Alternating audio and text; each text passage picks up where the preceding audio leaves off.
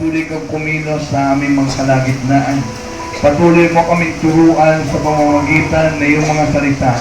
Nawa ang mga salita maririnig namin sa umagang ito ay maging hamon sa buhay ng bawat isa. At sa pamagitan to, Lord, magawa namin ang iyong kalooban ayon sa naisip mo, Lord. At hindi lamang kami maging tagapakinig, kundi ang bawat isa sa amin, Lord, ay makikita ang pagsunod sa iyong mga salita at makikita ang mga mabubuting gawa. Lord, maraming po salamat at tunay, O Diyos, ikaw maparangalan sa pangalan ni Jesus. Amen. Praise the Lord. Okay, Happy Mother's Day po sa inyong lahat. Buksan niyo po ang inyong Biblia sa John chapter 19, verse 26 to 27. John chapter 19, verse 26 to 27.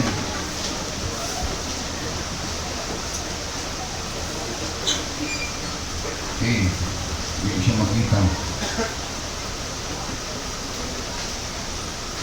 Makita niyo na po, ganito po ang sinasabi sa 26. Pinasa.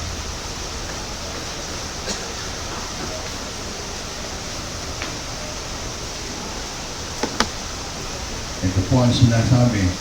Nakatayo sa tabi ng krus ni Jesus ang kanyang ina at ang kapatid na babae nitong si Maria, na asawa ni Cleopa.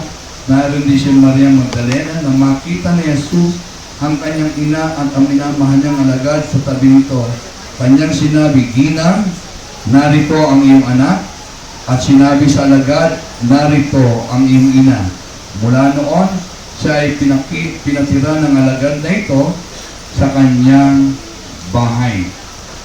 So, si Maria po ay nakita niya at nasaksihan niya ang paghihirap ng ating Panginoon tungkol sa krus ng Kalbaryo. Siguro, bilang mga nanay sa umagang ito, maaaring mararamdaman natin kung gaano kasakit sa isang ina na makita niya ang kanyang anak na naghihirap, no? Ngunit wala kang magawa kung hindi siya lang ay pagmasdan para dito. Imagine yung puso ng isang ina. At nasabi nga po ng ating Panginoon, nung makita niya ang kanyang ina at ang kanyang alagad, ang sabi niya po doon sa kanyang alagad, narito ang iyong ina. Mula noon, pinatira ng alagad niya yung kanyang ina sa kanilang bahay.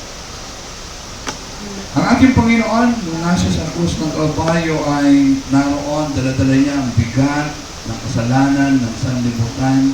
Naroon ang kanyang paghihirap na kanyang puso at kanyang katawan upang dalhin ang kabigatan ng kasalanan ng maraming mga tao. And yet, sa kabila ng lahat ng ito, ay naroon yung kanyang puso, ay nais niya ang kanyang maiiwanan ay merong mag-alaga at mag-ingat at sigurado magmamahal sa kanyang ina. No?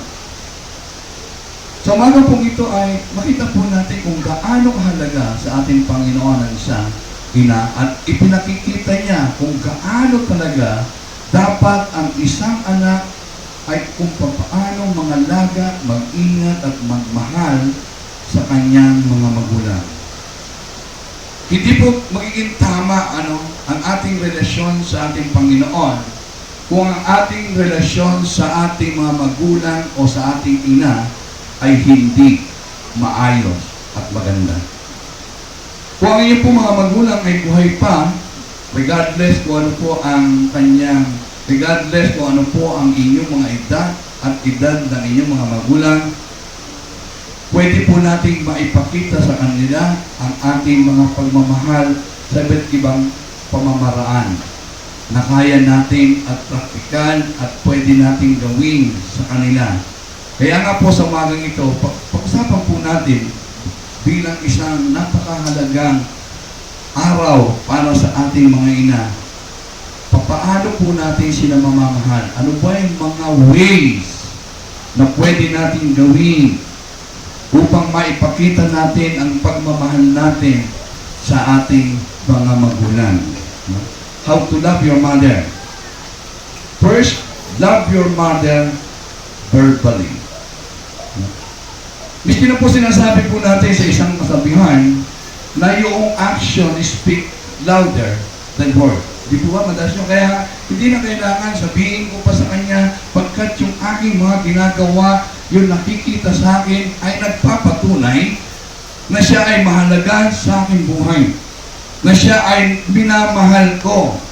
Pero napakaganda po sa pandinig ng isang magulang o sa isang ina na marinig na yung kanyang mga anak na nagsasabing, I love you. Especially, lalo na pagka medyo may edad na no?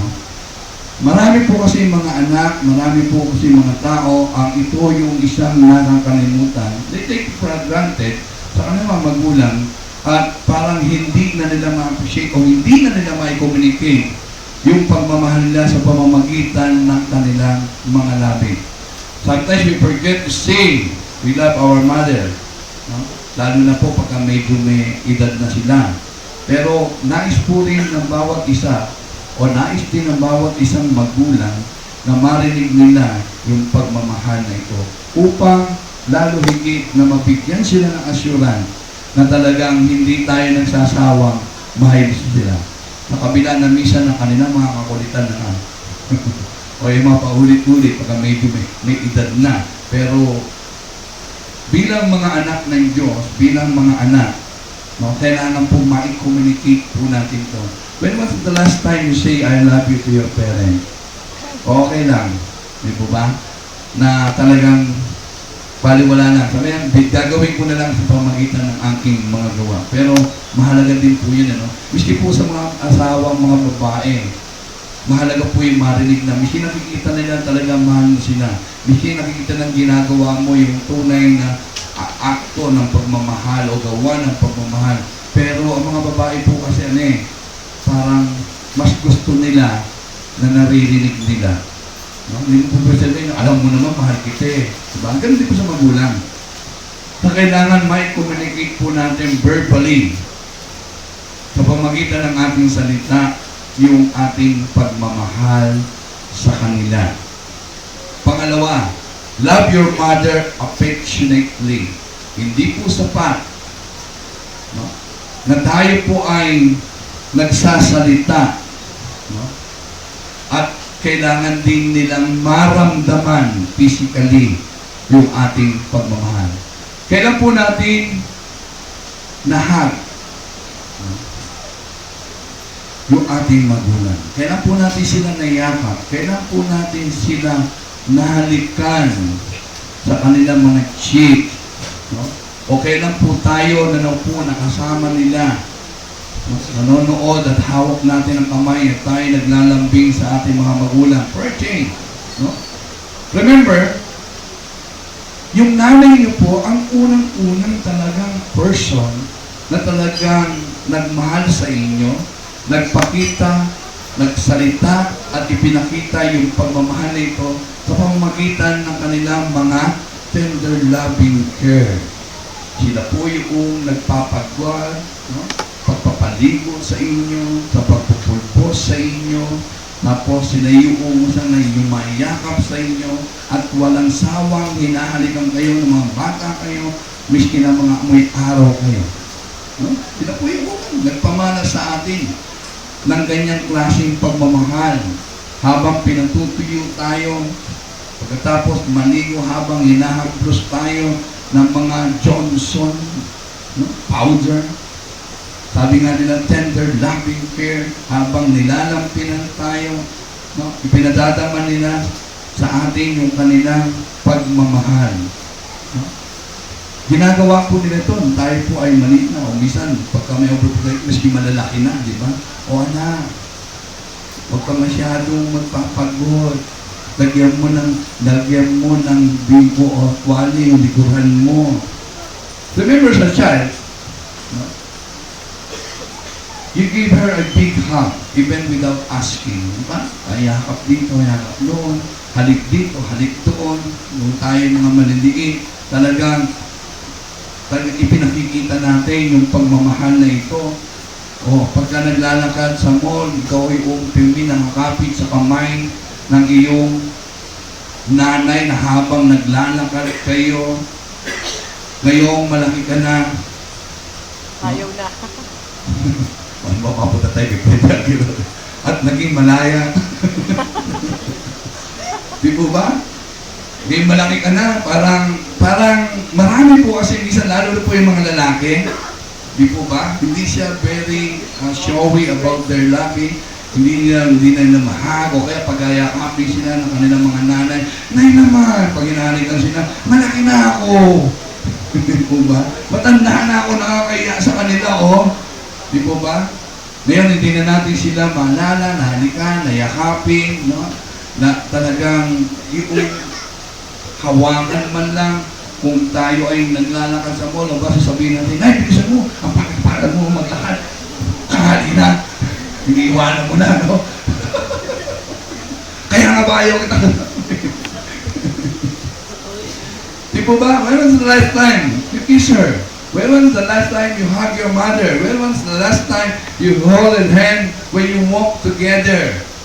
Di po ba na inaalalayan mo siya at talagang pinakikita mo yung pag-alala para po sa kanya o bahala na siya sa kanyang buhay? Ang mga young people, di po ba?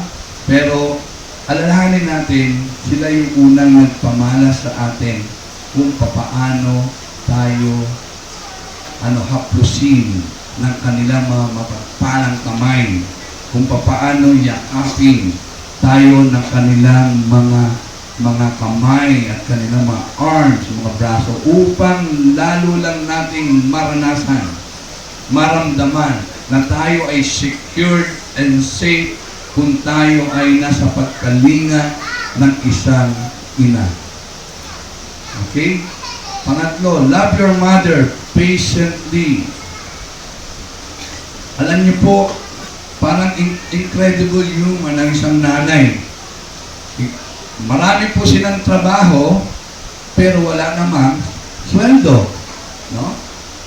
Kung makikita niyo po, sa isang nanay po, maaga pa lang gumigising na po talaga sila para lamang masiguro na ikaw ay hindi magugutom bago ka pumasok. No? Na talagang maaga pa lang ay inaalala na yung anak ko, papasok ng maaga. Walang kakainin, miski na puyat sila, miski na pagod sila. Talagang pipilitin bumangon upang mapaghanda tayo ng almusal, upang ang ating mga tiyan ay malamnan at hindi tayo magutom sa pagpasok natin sa eskwela, pagpasok natin sa trabaho. No?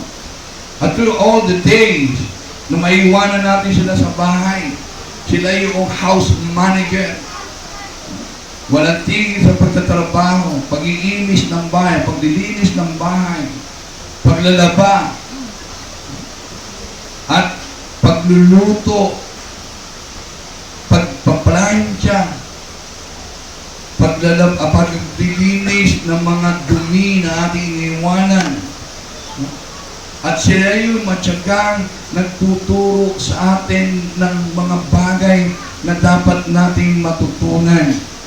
Miski ng mga maliit pa tayo, bago pa lang tayo pumasok sa eskwela, sila yung matyagang nagtuturo sa atin na how to read ABC, 1, 2, 3, no? Sounds of the animal. Sila yung matyagang nagtuturo dito. Sila yung matyagang naghahatid sundo sa atin, nagpe-prepare ng ating mga pagkain na baon sa eskwela. Sila yung matyagang naghihintay sa atin sa paglabas natin ng ating eskwela. At lalo na higit kung tayo ay may mga karamdaman, sila yung matyagang nagpupuyat upang masigurado lamang na tayo ay maayos sa ating mga kinalagyan. Sila yung unang na talagang nalulungkot kung tayo ay mayroong mga karamdaman. Sila yung mga tiyagang nakikinig sa atin sa mga kwento natin, minsan hindi nila maintindihan. Hindi natin maintindihan. Kung ay ako o sa talepano, kung ano pang sinasabi, hindi ko naman maintindihan. Kaya oo na lang ako ng oo. Yung po yung mga magulang eh. Di ba, matyaga, di mo po pwede sabihin sa kanya, ayoko na makipag-usap sa'yo. Hindi ko naman kita maintindihan, uutal-utal ka naman. Hindi, okay lang. Matyaga yung mga nanay na natutuwa sila. Madaldal yung kanilang mga anak, miski hindi mo maintindihan. Oo, pinagtsatsaga ng turuan. At talaga naman, talagang matyaga nila ginagabayan. Tinuturuan ng mga muting mga asal sa eskwela, sa paggamit ng mga kutsara, nito, sa pagbibihis, no? Sa pagtyaga, pagsubaybay, upang sila ay makalakad na maayos. Bagamat naranasan natin yung puso ng isang ina na matyaga sa ating buhay. Here's the point, ladies and gentlemen, brothers and sisters.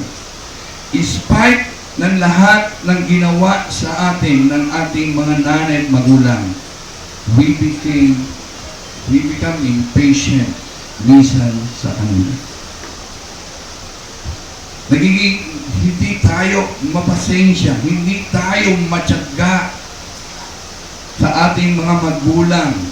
We expect something na dahil nasanay tayo na yung ating mga nanay ang gumagawa ng lahat ng ito, ay pagka meron silang pagkukulang, minsan ang naririnig pa sa atin, panireklamo. Nay, nasa na yung damit ko? Nay, bakit ganito? Hindi unat, hindi pa planchado. Bakit ganito? Madumi pa yung nilaban ninyo. Imbis na, maunawaan natin sila. Nagagalit pa tayo. Nasa na yung mga bagay na ito? Lover patiently. Maging matyaga po tayo, lalo po na nagkakaroon ng edad ng ating mga magulang. Na makita po sa atin talaga yung pagmamahal na ito. Huwag po natin abusuin yung pagmamahal ng isang ina sa atin. Na tunay na para bang nagiging antingin natin sila ay isang tao na talagang kailangan na magbigay sa atin ng pirmi ng kasiyahan at kagalakan sa ating buhay. We became impatient sa mga bagay na hindi natin makuha agad sa ating mga magulang. Huwag po natin abusuhin yung mga bagay ito because nalalo sila ay nagkakaroon na ng edad sa ating buhay. Alam nyo, hindi po maganda may ugali ng isang anak na napakabuti natin sa ating mga kaibigan at sa nanay ng mga ating kaibigan. Pero kung tatuhin naman natin ang ating magulang o ating nanay ay iba. Mabuti pa minsan yung mga anak ang babait sa kanilang mga kaibigan, ang lalambing sa kanilang mga kaibigan, mapagbigay sa kanilang mga kaibigan. Pero pagdating sa magulang, walang tiyaga, walang konsiderasyon, no? Hindi man lang na maalala yung kanilang mga bulan. Alam nyo, kung itinitreat nyo yung nanay na inyong kaibigan na katulad ng pag-treat nyo na hindi maganda sa inyong magulang, sasabihin ng nanay niya sa kanyang anak, huwag ka na makisama, no? Sa iyong kaibigan na yan, walang kwentang tao. Ilalayo ka na sa kanila. Kung ang ating pagtrato sa ating magulang hindi maganda, kung ating pagtrato sa mga bagay, you will lose your friend. Pero dahil magulang natin yan, we tend to abuse yung ating mga magulang. Tapos malalaman mo ang lambing niya sa kanyang kaibigan, mapagbigay siya sa kanyang kaibigan, maaasahan siya lagi sa kanyang kaibigan. Pero pagdating sa bahay, patay ka na. Ang nanay ang utusan. Hindi po ba nakakalungkot yung mga bagay nito? As long as your mother live, love your mother patiently. Kahit na medyo makulit na yung mga nanay natin, mahalin po natin sila. Bigyan po natin sila ng isang pagmamahal na naroon ang talagang pagkalinga sa kanila. You patiently deal with them. Huwag mo siya makagalitan. Pang-apat po, love your mother attentively. Minsan kasi pag busy na tayo sa maraming mga bagay, pagka kailangan minsan tayo kausapin ng ating nanay, binabaliwala na lang natin. Pag nanonood tayo ng paborito yung mga teledrama sa TV. O meron kayong abalang-abala sa pag-aaral ng pagbabasa ng mga pocketbook. Parang ayaw nating intindihin yung ating nanay. Maaari sabihin na siya, Mami, may ginagawa pa ako. Busy pa ako. Saka na lang yan. Hindi naman ata importante yan.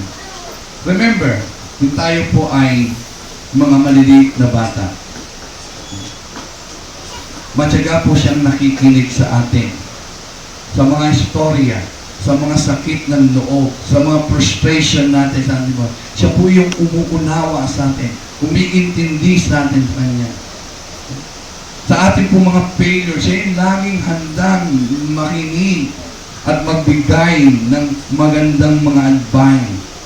No? Naroon po yung kanyang tenga, ang kanyang puso upang tayo ay pakinggan sa mga bagay ito. Maski na po na tayo po yung lumaki na. Naroon po siyang lagi. Nariyan yung naisin niya na talagang siya ay maging bahagi ng buhay at hindi kanya kinalilimutan. Hindi niya sinasabing malaki ka na, kundi palagi sa nandyan at nakikinig at laging laan na makinig. Siya yung lagi mo pirming kakampi.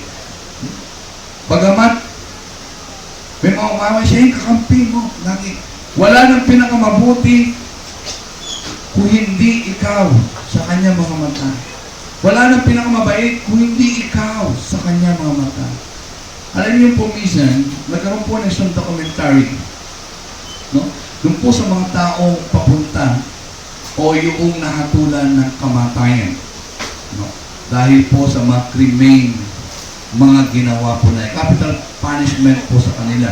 At yung isang interviewer po, yung isang po nag-interview niya po yung mga lalaki ito na mamamatay na at yung kanilang mga nanay.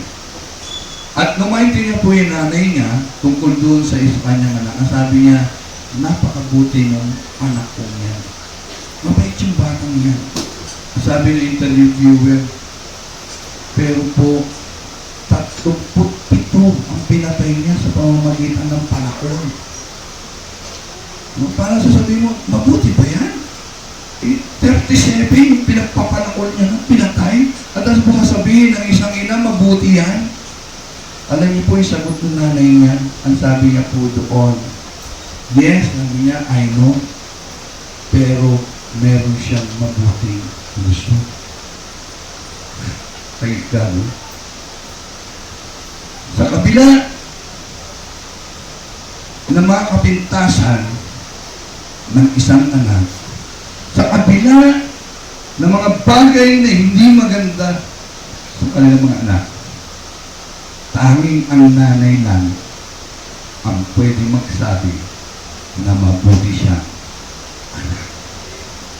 Maaaring sa mata na maraming tao siya masama. Maaaring husgahan siya sa kanyang mga ginawa. Pero tanging ina lamang ang pwede magsabi na siya ay naging mabuting anak sa akin. Pero sometimes, we forget yung mga bagay na yun. Nakakalimutan natin yung mga bagay. Hindi na natin ito pinapahalagahan. It's payback time, brothers and sisters. Ngayon ang araw na tayo ay magbayad sa ating mga magulang. No? Maaaring pirmi siya nagpo-complain. Yes. Maaaring makulit po siya. Pero ganun din po tayo nung tayo may maliliit. We always complain. Hindi masarap ang ulam. Hindi magandang damit. Pero she always understands us. She always love us. She always listen to us. No? It's payback time, brothers and sisters. Habang ang inyong mga magulang ay buhay, habang ang inyong mga magulang ay maririnig at mararamdaman at makikita yung mga pagmamahal na yan, ang malaking pagkakamali ng maraming mga anak at maraming mga tao, pag namatay na, saka sila nakakaisip. Huli na po yung pag nagpantay na ang paa na yung mga nanay, hindi na niya malalaman na mahal mo siya. Hindi niya na makikita ano man na yung gagawin sa kanya. Hindi niya na mararamdaman ang mga yakap at habit na binibigay sa kanya. Be patient. Be attentive. No, kung kinakausap tayo, bagamat minsan hindi natin maintindihan, bagamat minsan nakukulitan tayo, listen. No, love your mother. Minsan po, tuturo sa elementary, sa science class po sila, tinuturong teacher na sabi niya yung tungkol po sa magnet of half at kung paano yung magnet na ito ay nakaka-attract ng mga ion. At the end of their discussion, at pagkatapos po nung ay exam time kung nila, pagsusulit na po. So, one of the question na ibinigay nung teacher na yon ay sabi niya sa question, 6 letters start with letter M that fits things what I am. Sabi niya, 50% ng student ang sinagot, guess what? Guess what? Mother. Bakit? Kasi nanay mo, pulot naman talaga ng lahat ng mga kinakalat mo eh. Hello, church! Di ba? Sila yung walang asawa na sundan, yung mga kinakalat ng kanilang mga anak, ito po ay kanyang inaayos at inilalagay sa tama. Wala po siyang sawa doon. No? Love your mother. Di ba? Gratefully. Instead of complaining about your life, bakit ganito ang aking buhay? Bakit kaya kami mahirap? Bakit kaya wala kaming ganon at ganon? Think about your mother.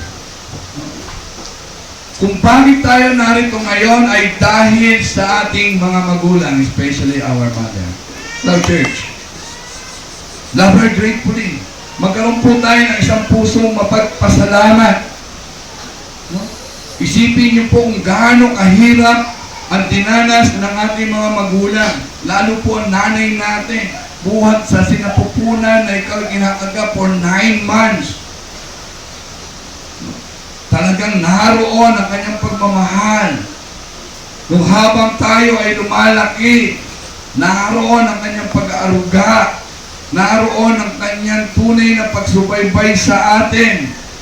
Matyaga niya tayong sinusubaybayan. Alam nyo, ang kailangan po natin madama yung utas pusong pagpapasalamat natin sa ating magulang. Hindi dahil ngayon ay Mother's Day, kundi dahil karapat dapat silang pasalamatan sa araw-araw ng ating buhay. Kailangan po nila maunawaan, makita at maramdaman na na-appreciate natin yung kanilang mga paghihirap na ginawa sa atin upang tayo mabigyan ng magandang kinabukasan. Upang tayo ay mapalaki na maayos sa mundong ito. But instead of saying thank you, parang hinahanap natin pirmi yung kakulangan. Bakit yung kapitbahay namin merong ganito? Bakit sila may magandang bahay? Bakit sila may magandang damit? Bakit sila may magandang sapatos, yung mga labagay na ito? Hindi natin makita yung kadakilaan ng nanay mo, yung pagmamahal ng nanay natin upang tayo ay mabigyan ng magandang kinabukasan. Love her gratefully. Mapagpasalamat tayo sa ating Panginoon. Ipasalamat natin sa ating Panginoon na siya yung ating nanay. Pang-anim po, love your mother generously. Hindi po natin pwedeng bayaran ang ating mga magulang. Ang sabi nga po, ang hindi ko po makalimutan hanggang sa ngayon, sinabi ko ng nanay ko, hindi mo kami pwedeng bayaran hanggat ikaw ay hindi rin nagiging isang magulang. Doon mo lang mauunawaan lahat kung ikaw ay maging isang magulang. Maari nung tayo ay bata pa, teenager, wala pang asawa, hindi natin sila talagang maunahan. Pero pag ikaw ay nagkaroon ng anak, doon mo lamang maunahan. Maari pong talagang pagsikapan natin, no? Na tunay na maging generous sa ating pong mga nanay, sa ating mga magulang, no? Bago po sila pumanaw sa mundong ito. Wala na pong kwenta kung pasuotin niyo pa siya na mamahaling damit, pero pantay na ang kanyang paa. Wala pong kwenta, nilagay niyo po siya sa mamahaling kabaong just to appreciate at ipakita sa mga tao kung gaano niyo kamahalan yung mga magulang dahil mamahalin ang lahat na maganda ang serbisyo, maganda ang puro, lahat ng ito. Wala pong kwenta yan kung hindi niya ito mararamdaman. Now is the time to be generous to your mother kung magagawa po natin ito. Sa ating pong mga buhay, lagi pong lang magtiis ang isang magulang. Maaaring may mga pangailangan siya, pero hindi niya ito binibili. Inuuna niya ang mga pangailangan ng kanyang mga anak upang masuportahan, maibigay yung mga bagay na ninanais natin. Minsan, nangungutang pa nga, no? Para lamang maibigay yung gastos na gusto mo.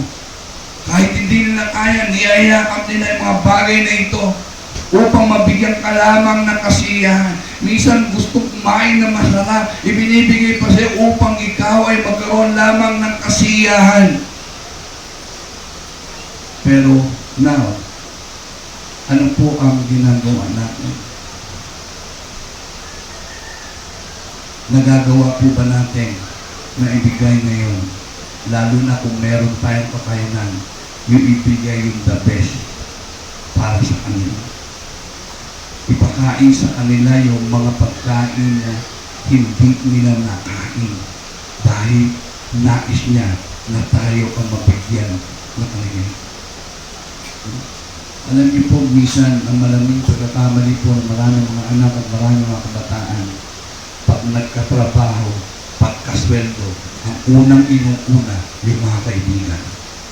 Research. Opo. Lalo na yung mga Facebook, makikita mo, wow! Pero tignan mo, hindi kasama nanay, hindi kasama tatay. Ang dami, sarap na kumain, kung saan sila nakakapunta ng mga lugar na mapupuntahan nila. Pero tignan niyo po, wala ni isa-misan na picture na kasama mga magulang.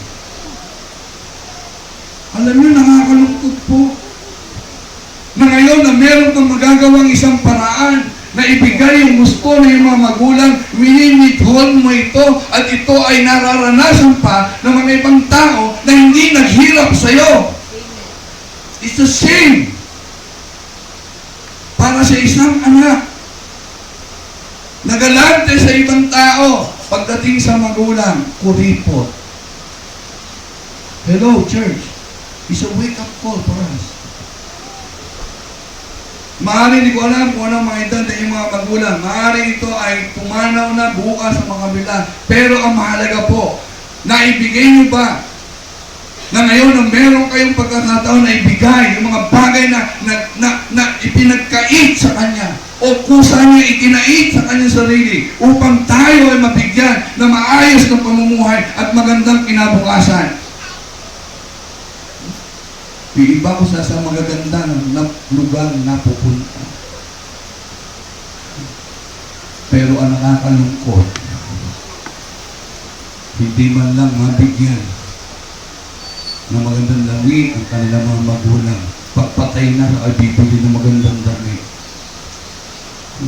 Hindi man lang na mapakain. O di mo kaya man lang sa mga mamahalin na restaurant. Hindi mo naman bigyan ng kinakain mo. Miski na Jollibee naman, McDonald's, okay na. Pero one thing sure, alam niyo, miski na kayang bilhin niya ng mga magulang ninyo, ma-appreciate niya lalo na kung ikaw mismo ang magbibigay sa kanya. Be generous to your mother. Be generous to your mother. Ipadama yung mahal mo sa kanya. Madalas nga po natin narinig, hindi ka pwedeng magmahal na hindi ka nagbibigay. Pero yet, when we say we love our mother, kasama po yun. Na yung the best, ay ibigay mo sa kanya. Yung mga kasiya sa kanya, ay ibigay natin sa kanya. Na kung tayo lalakad mamasyal, isama naman natin siya. Hello? Pakainin niyo naman siya ng masarap. Hindi na yung kayo. Kailang kain ng kain. No? Tapos yung nanay niyo, naiwanan sa bahay. Di po ba? Be generous. Pakita natin yung pagmamahal. Bigay natin. Share whatever you have. Alam mo, dapat nung makaisip mo magkatrabaho sa kwento ka, una-una dapat na iniisip mo. Yung nanay mo eh. Nanay ko, di pa nakakain ng ngayon niya sa ano. Gusto niya pag nakikita niya sa TV. Ngayon, yung ano, yung walang patong na fried chicken. Yung Max, oo saan? Sana po. Wag lang ngayon. Wag lang mataas sa emotion yung ngayon. Sana po, paglabas po natin ito, ngayon at hanggang sa pumanaw ng ating mga magulang, ay makita po natin sa atin yun. Pampinto. Love your mother honorably. Sa Exodus chapter 20 verse 12, may sinasabi po sa ganito. Sa English ko po babasahin sa inyo. Honor your father and your mother so that you may live long in the land of the Lord God is giving. Si Paul po sa kanya pong sulat, sa Ephesians chapter 6 verse 2, inulit niya po ito. Ang sabi niya, honor your father and mother, which is the first commandment with a promise that it may go well with you and that you may enjoy long life on earth. Huwag po kayong kailanman maniniwala na ang masamang damo ay tumatagal sa mundong ito. Katwiran lang po talaga ng mga luko-luko. Kaya sabi niya, pare, talagang nakaligtas ka pa rin ha. Pare, alam mo na, masamang damo ito. Hindi basta-basta tumatotodas. Uy, sino may sabi sa'yo? Ang sabi po ng Biblia, alam niyo, ito po ay isang commandment. Tignan niyo po ang commandment. It is the only and the first commandment na merong built-in na promise. Hello? Ito lang po yung utos ng Diyos na merong pangako na kasama dito. Ang sabi niya, honor your father and your mother so that you may live long in the land the Lord God is giving you. Amen? Yung sa Greek word po kasi, ang honor means to show respect. To give recognition. That is what honor means. No? Pag sinasabing, ino-honor natin ang ating nanay, ating magulang, we treat them well. Hindi po natin siya sinisigawan, hindi po sila sinisisi, hindi po sila ano yung tawag doon? Hindi nisunto, pero yung baon. Yung po, sinusumbat natin, yung mga ginawa natin sa Kanya. Nung isulat po ni Paul, ang sulat na ito po yung time na ang parents ay may full authority, lalo po sa Romans culture, lalo po ang mga tatay, may full authority sa kanilang mga anak, even when sila ay mga matatanda na. No? Hindi po sila po pwede talagang sumuway. At yung kapangyarihan, lalo po sa mga Romans culture, yung kamatayan at buhay ay nasa kanila. Pwede na ipapatay yung kanilang anak, wala po question sa kanila. Ito po yung time na sinulat po ni Pablo, yung mga bananon. Ang sabi nga po natin madalas, man is the head of the home, and the mother is the heart of the home. Don't break your mother's heart. Huwag po natin sinabigyan ng mga alalahanin at mga sakit. Siguro maaaring sabihin natin, pero pastor, yung nanay ko pasaway, hindi siya honorable. Pero ang qualification po na sinasabi dito ay hindi kung siya ay pasaway o hindi. Ang qualification lang, ang tanong lang, nanay mo ba siya? Opo, o kung nanay mo siya, dapat mo siyang i-honor. Hindi dahil sa mabuti siya, hindi dahil siya mabait sa iyo, hindi dahil nabibigyan ka, kaya ka mabait. No? Pero pag hindi ka nabibigyan, hindi ka na mabait, hindi mo na kinakalinga yung nanay mo, pinapabayaan mo na siya. That's not honor. The honor means to respect, to show respect. How to honor your mother? Paano po natin i-respeto, i-honor ang ating mga magulang? Obey her. Gawin po natin kung ano ang sinasabi sa atin ng mga ating mga magulang. Marami po kasi mga anak, minsan, mas magaling pang magsalita. Hindi pa nga, sinasabi pa lang sa kanya, nagre-reklamo agad, nandun agad yung balik ng kanilang mga salita. They talk back. No? Don't argue with your mother. Don't complain. Kasi marami po sa atin na, palagay natin dahil may freedom tayo, malaki na tayo, ay meron tayong freedom, no? Na to choose kung ano ang gusto natin sa ating buhay. Pero dapat po natin intindihin, no? Na yung nanay po natin ay kailangan din na paalalahanan tayo. Kasi pag tayo ay malaki na, ay may kalayanan ako pa ito, piliin ng kaibigan na gusto kong maging kaibigan. Piliin ko na yung kung ano sasabihin ko. Okay, that's my freedom. Freedom of speech. Kung ano yung nararamdaman mo, ma-express ang lahat ng ito. Pero, alalahanin po natin, no? Na tayo ay dapat sumunod sa ating mga magulang. Sabi, diba? Ito sa Ephesians chapter 6, children, obey your parents. Sabi sa Colossians chapter 3, verse 20, children, obey your parents in everything, for this pleases the Lord. Ito daw yung nakakalugod, no? Nagbibigay ng katuwaan sa ating Panginoon. Yung pagsunod sa ating mga magulang. Hindi yung pagsuway, hindi yung pagdadabog, hindi yung pagrereklamo, hindi yung pagsigaw, hindi yung pakikipag-argue sa inyong magulang as if na ikaw ang mas marunong kaysa iyong magulang. Hindi. Pangalawa, be responsible. Okay? Fix your room. Linisin mo, ayusin mo. Yung mga bagay na dapat gawin, hindi, naasa pa sa nanay. Lalaki na, naasa pa sa nanay. Di ba? Paano mo yan? Mag-responsable tayo. Gawin na natin yung dapat nating gawin. Ayusin natin yung dapat ayusin. Amen po ba? Mag-responsable tayo kung kayo pinagpapaaral na inyong mga magulang. Pag-usayan nyo yung pag-aaral. Bigyan nyo ng karangalan yung mga magulang nyo sa pamagitan ng inyong pag-aaral. Hindi yung pirmi, linggo-linggo na lang, nasa guidance counselor.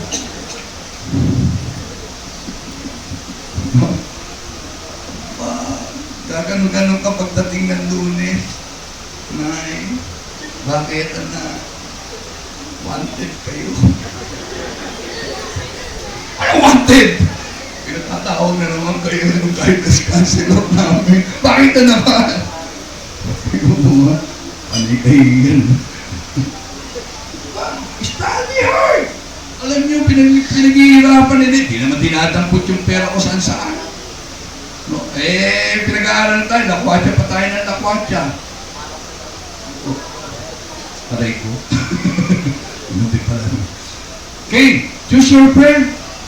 Huwag yung mga pasaway. Pasaway ka na nga talaga. Pasaway din yung mga kaibigan mo. Lahat na kayo pasaway talaga. Piliin mo kung ano yung magiging kaibigan mo. Hindi po ba? Kaya nga may kasabihan tayo. Inuulit ko. Pinuulit ko rin. No? Tell me your friend, who your friends are, and I will tell you who you are. The bird of the same feather flocks together. No? Kaya nga po, madalas, sinasabi ko, madalas doon sa mga bagong tanggap sa ating Panginoon, iba na dapat ang barkadahin nyo. Humiwalay na kayo sa mga dati yung barkada. Kalimutan niyo na muna sila. Miski mga kababata niyo pa yan, mga katropa niyo yan.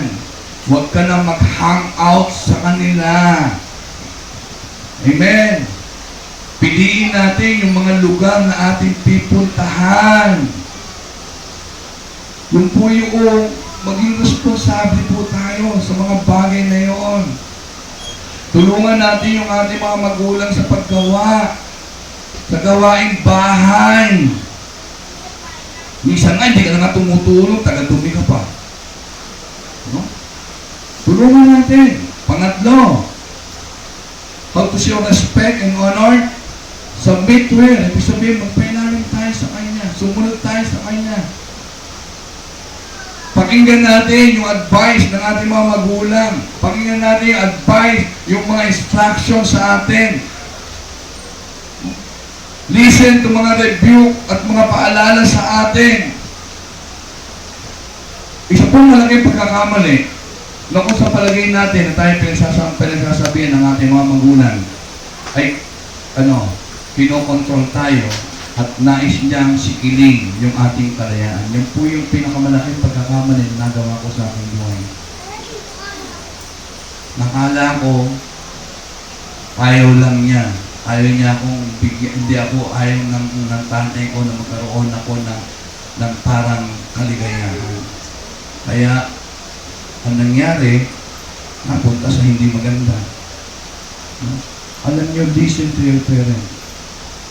Hindi ka niya dadalhin sa masama. No?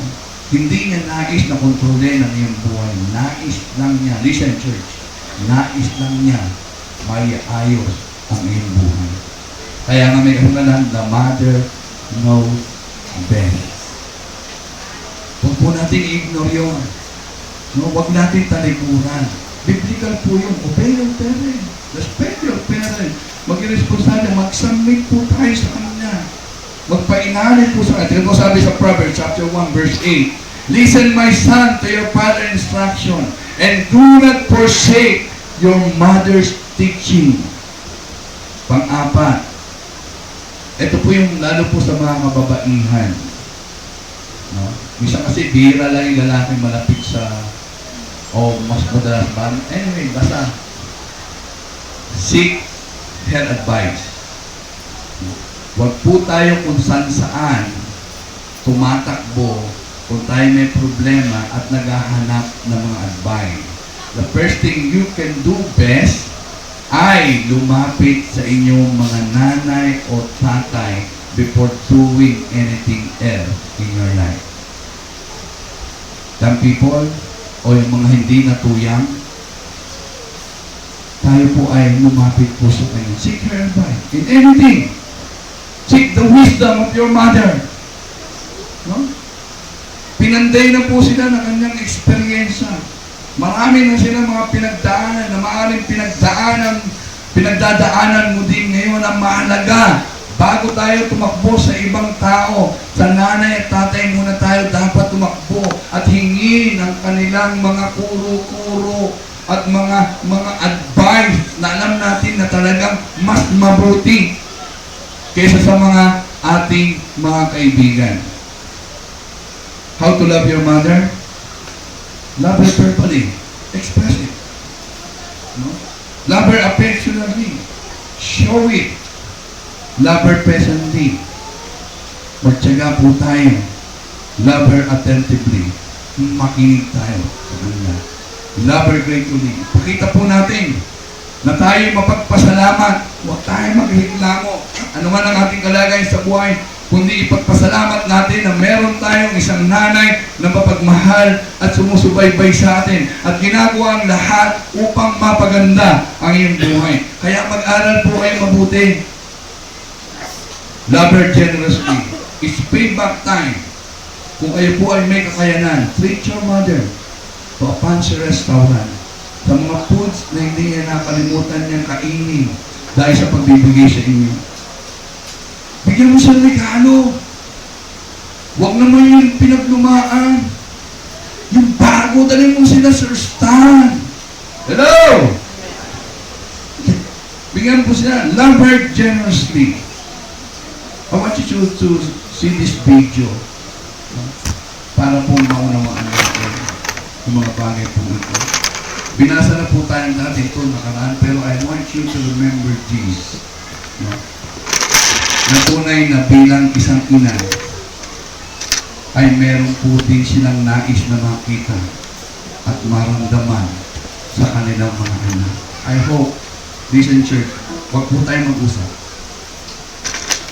Focus your attention dito po sa ating CD. And then learn.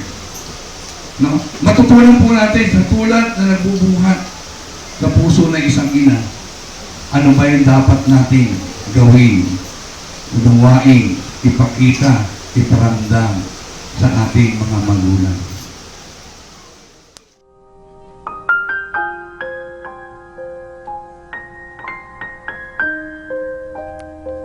Sa aking pagtanda,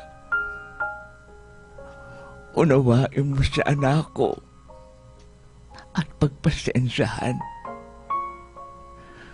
Kapag dala ng kalabuan ng mata, ay nakabasag ako ng pinggan o nakatapon ng sabaw sa hapagkainan. Huwag po sana akong kagagalitan. Maramdamin ang isang matanda. Naaawa ako sa sarili ko sa tuwing sinisigawan mo ko.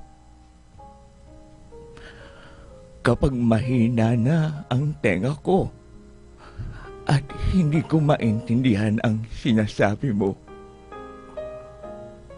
huwag mo naman sana akong sabihang bingi. Pakiulit na lang ang sinabi mo o pakisulat na lang. Pasensya ka na, anak. Matanda na talaga ako. Kapag mahina na ang tuhod ko, pagsagaan mo sana akong tulungang tumayo. Katulad ng pag-alalay ko sa iyo noong nag-aaral ka pa lamang lumakad. Pagpasensyahan mo sana ako. Kung ako man ay nagiging makulit at paulit-ulit na parang sirang plaka. Basta, pakinggan mo na lang ako. Huwag mo sana akong pagtatawanan o magsasawa ang pakinggan. Natatandaan mo, anak, noong bata ka pa, kapag gusto mo ng lobo, paulit-ulit mo yang sasabihin maghapon. Maghapon kang mangungulit hanggang hindi mo nakukuha ang gusto mo. Pinagtsatsagaan ko ang kakulitan mo. Pagpasensyahan mo na rin sana ang aking amoy. Amoy matanda. Amoy lupa. Huwag pa sana akong piliting maligo. Mahina na ang katawan ko. Madaling pagkasakit kapag nalamigan. Huwag mo sana akong pandirihan. Natatandaan mo noong bata ka pa. Pinagsiyagaan kitang habulin sa ilalim ng kama kapag ayaw mong maligo. Pagpasensyahan mo sana kung madalas ako'y masungit. Dala na marahil ito ng katandaan. Pagtanda mo, maiintindihan mo rin ako. Kapag may konti kang panahon, magkwentuhan naman tayo. Sandali lang. Inip na ako sa bahay. Maghapong nag-iisa. Walang kausap. Alam kong busy ka sa trabaho. Subalit, nais ko malaman mo na sabik na akong makakwentuhan ka. Kahit alam kong hindi ka interesado sa mga kwento ko. Natatandaan mo, anak, nung bata ka pa, pinagtsatsagaan kong pakinggan at intindihin ang pautal-utal mong kwento tungkol sa iyong teddy bear. At kapag dumating ang sandali na ako'y magkakasakit at maratay na sa banig ng karamdaman, huwag mo sana akong pagsawaang alagaan. Pagpasensya mo na sana kung ako man ay maihi o madami sa higaan. Pagtsaga mo sana akong alagaan sa mga huling sandali ng aking buhay. Totally, hindi na naman ako magtatagal. Kapag dumating na ang sandali ng aking pagpanaw, hawakan mo sana ang aking kamay at bigyan mo ako ng lakas ng loob na harapin ang kamatayan. At huwag kang mag-alala. Kapag kaharap mo ko na ang Diyos na lumikha, ibubulong ko sa Kanya na pagpalain ka sana dahil naging mapagmahal ka sa iyong ama't ina.